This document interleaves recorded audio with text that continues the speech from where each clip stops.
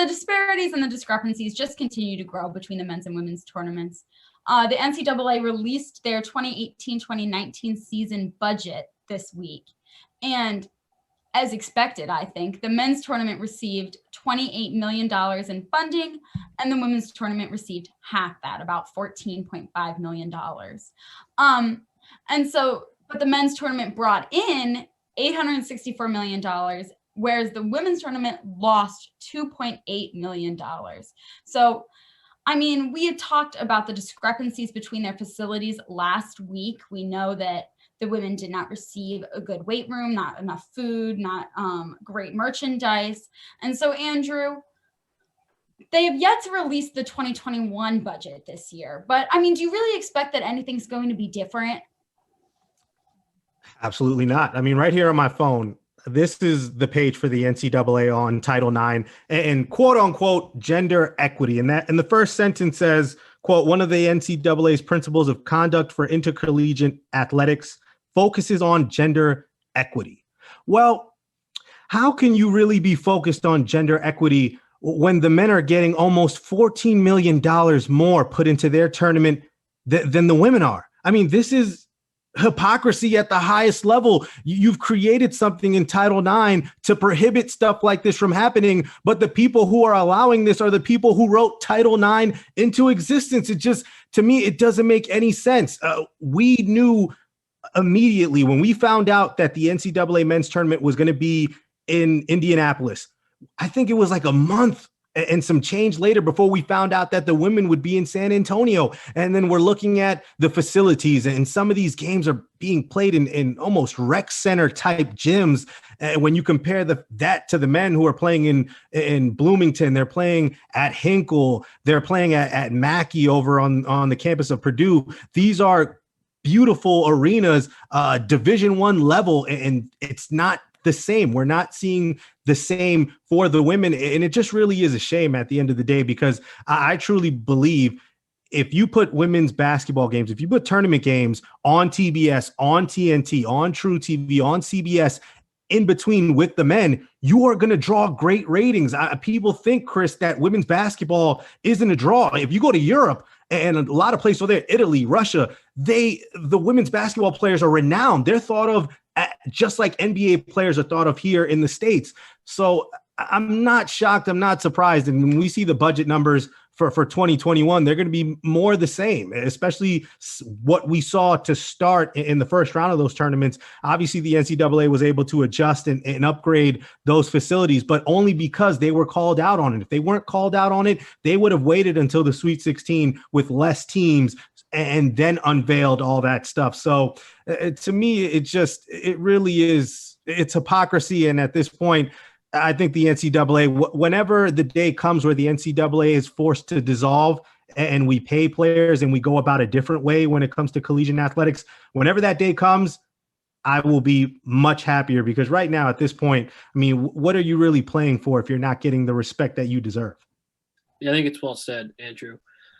On all accounts, I come from an interesting part in this place because I am from one of the only state in the union where the women's basketball team is as big of a deal as the men's basketball team. UConn women's basketball is the best team in this state has ever had, and they are a big, big deal here.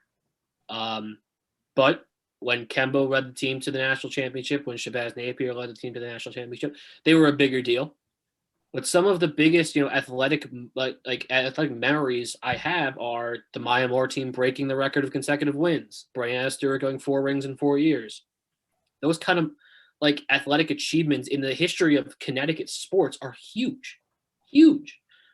And having a player like Brianna Stewart here for 4 years drew a lot of people to that gym.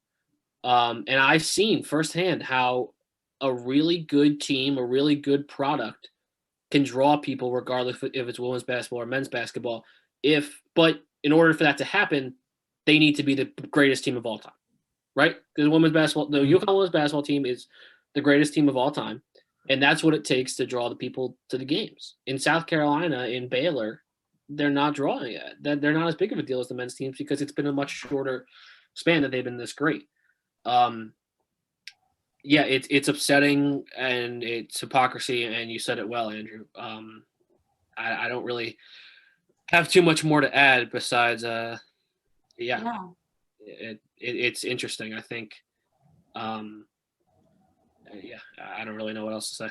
Yeah, I think that, well, I think that you speak to kind of, Chris, like the whole thing, which is like women have to work twice as hard to get to like an equal level playing field that the men are. And so the same with the UConn women, they have to be the best in order to get that kind of ratings. And any team that isn't the best, any women's team that isn't the best is probably not going to get that much credit. Whereas a men's team that isn't the best will still be covered more. And like, I see this just even, I mean, look at the difference in budget from 2018. So I think that for starters, that shows that this problem was not isolated to this year and to, they said COVID communication like screwed up their facilities and their resources.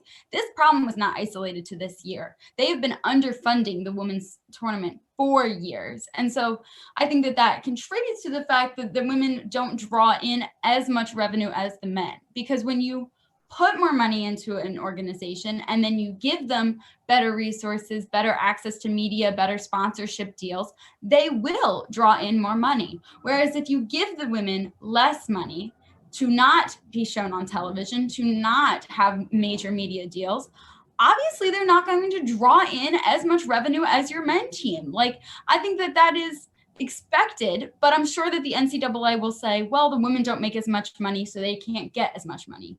But it's a cycle, and that the women don't make as much money because the NCAA doesn't give them enough money to give them enough sponsorships and resources so that they can make enough money.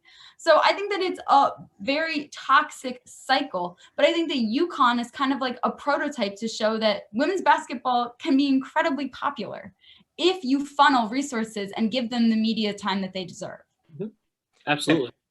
And Chris, I would say this. You mentioned UConn's women's basketball, and it's crazy because I think they're the only program, whether it be collegiate or professional, that is a detriment to their long-term success. Has the NFL, have their ratings been affected by the New England Patriots going 20, 25 years plus, being a contender, winning, 6 Super Bowls? Were Michael Jordan and those Bulls teams in the 90s, were they castigated or criticized? Were people not watching them win 6 championships in the 90s? The Lakers, when they won 3 straight with Kobe and Shaq, the Yankees of the 90s, the ratings were still through the roof with people, not only fans of those teams, but fans who wanted to see those teams lose. So there was ratings either way. But I feel like in women's sports, particularly, the great teams like UConn, they almost get penalized. Like, oh, you guys are supposed to dominate through everyone. Like, we're not watching you guys win a 4th straight national championship because according to them, there's no parity, there's no competition,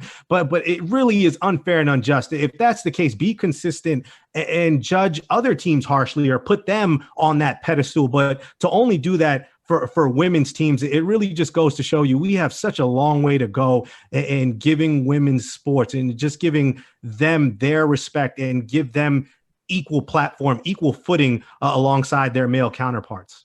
I think that what you have to look at too is in a normal year, where do the women play the round of 64 and 32, and where are the men? I think if you look into that, that's because I if I'm remembering correctly, they just play them in the college gyms. Yes, home team. That's it. Yeah, the men, they play at the XL Center here in Connecticut. They play at the Garden. Is usually 16s and 8s, but they play at big arenas. They don't play at college gyms. Yeah, and that's all part of the budgeting. They don't give them enough money so that they could even rent the stadiums. I'm not sure how it entirely works, but the women couldn't even afford probably to get one of the biggest arenas because they don't have enough money to allow them to. Yep. Yeah, here's the deal. If the NCAA, if they lose any money and they try and send, they try to get some sort of empathy, sympathy from anybody, you can miss me with that. I won't feel bad for the NCAA if they lose billions of dollars, because at the end of the day, it's a nonprofit organization, but they seem to be profiting off the efforts, the blood, sweat, and tears of student athletes around the country.